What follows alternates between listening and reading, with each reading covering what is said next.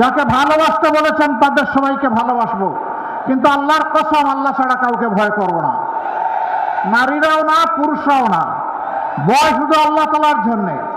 কিন্তু একটা বিটির রাজত্ব গত 54 বছরে কায়েম করে রাখা হয়েছে। গত জুলাইয়ে যাওয়া করার প্রয়োজন অনুভব করবে না। ভয় শুধু আল্লাহ তাআলাকে।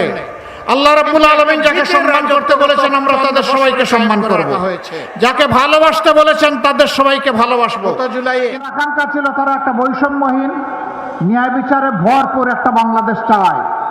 এই জন্য রাস্তায় নেমে স্লোগান দিয়েছে মাত্র একটা, বলেছে উই ওয়ান্ট জাস্টিস। আমরা ন্যায় বিচার চাই।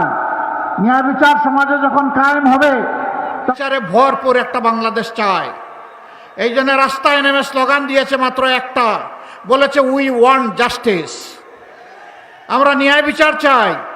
ন্যায় বিচার সমাজে যখন কায়েম হবে তখন সকলেই তার পাওনাটা পেয়ে যাবে।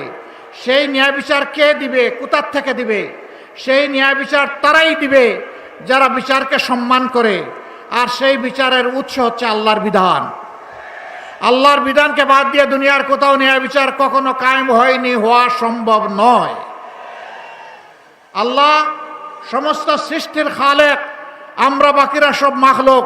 আল্লাহ তাআলা জানেন তার কোন সৃষ্টি কোথায় কি প্রয়োজন, কি দুর্বলতা, কি তার পটেনশিয়াল রয়েছে, এটা আল্লাহর চাইতে কেউ বেশি বুঝে না। সেই আল্লাহ মানব জাতির অভিভাবক, রব, তিনি যে বিধান দিয়েছেন এটা দুনিয়ার সর্বোত্তম বিধান। এ বিধান কারো কোনো ক্ষতি করতে পারে না। বলবেন এই বিধান কি শুধু মুসলমানের জন্য? আমি বলবো না। বলবেন এই বিধান কি শুধু মানুষের জন্য? আমি বলবো না। এই বিধান সমস্ত মানব জাতির জন্য এবং আল্লাহর সমস্ত সৃষ্টির জন্য। কারণ আল্লাহ তাআলা মানব জাতিকে সৃষ্টির সারা জীব হিসাবে পয়দা করেছেন একটা বড় নিয়ামত দিয়ে, এটি হচ্ছে বিবেক, ভালো মন্দ বুঝার যোগ্যতা, কোনটা ভালো কোনটা মন্দ।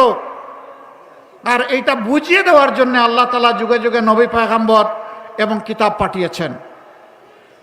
আমরা সকল ধর্মের মানুষকে বুকে ধারণ করে বাংলাদেশ গড়তে চাই। আল্লাহর বিধান কারো উপর জুলুম কখনো করতে পারে না, জুলুম করার প্রশ্নই উঠে না।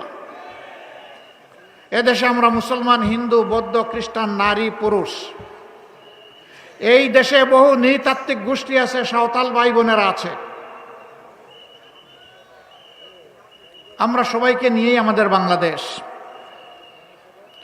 এই স্টেজে কিংবা সামনে, ডানে কিংবা বানে, দেখবেন যে দুইটা মানুষ হুবহু সমান না, কিন্তু সবগুলা মানুষ মিলেই আমাদের এই সমাজ।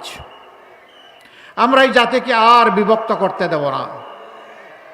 আমরা ঐক্যবদ্ধ একটা জাতি নিয়ে এগিয়ে যেতে চাই। এই জন্য আমাদের 11 দলের স্লোগান হচ্ছে ঐক্যবদ্ধ বাংলাদেশ। আমরা আর বিভক্ত করে জাতিতে জাতিতে, মানুষে মানুষে আর হিংসা এবং বিদ্বেষ জাগিয়ে রাখতে কাউকে দেব না।